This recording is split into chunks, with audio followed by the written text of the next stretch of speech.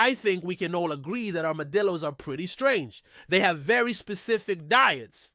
They're known for carrying leprosy, and most strangely of all, they can roll into a ball. But there is one thing about them that might be even weirder, and it's that they're incredibly hard to catch.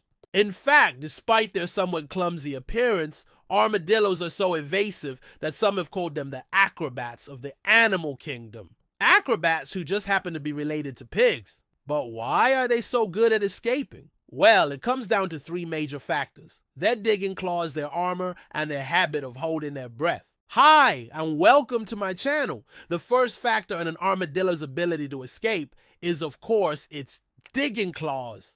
These claws are present on all four of their feet and are especially long on the front feet. They're perfect for digging. You know, like what your dog does in the backyard, except that armadillos dig in the wild, not in your grass. They use their claws to make burrows where they can raise their young or take shelter from the sun or predators. This means that by nature, armadillos are excellent diggers, which gives them an evolutionary advantage when it comes to escaping. The second factor is their armor. See, armadillos are one of the few mammals that don't sweat.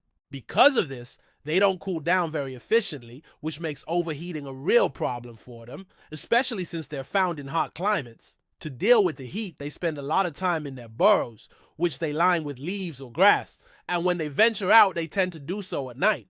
They also get some relief by rolling up into a ball, which concentrates their armor, allowing them to reflect more heat. Speaking of armor, did you know that it actually comes in different varieties? There are three main types, depending on how many bands of bone plates run down their back. Some armadillos have 3, like the 9-banded armadillo. Others have 6, 9, or 11 bands, and some only have 1. That's right. The biggest type of armadillo has no bands at all. Its back is made of one giant shield. But this doesn't stop there. The head, limbs, tail, and belly are all covered in armor too. And all these bony plates are connected by strips of tough leather. So basically, it's a whole bodysuit. This armor isn't just good for reflecting heat, it's also really good for protecting them from predators. If an armadillo curls up into a ball, its armor is nearly impenetrable, even to bullets.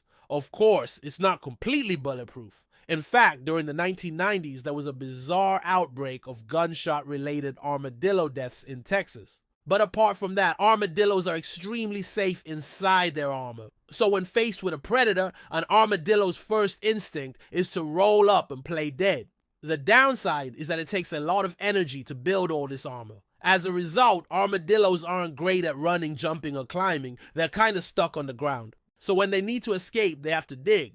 Which brings us back to those impressive digging claws. When an armadillo wants to escape, it uses those claws to dig a hole and then scoots through it as fast as it can.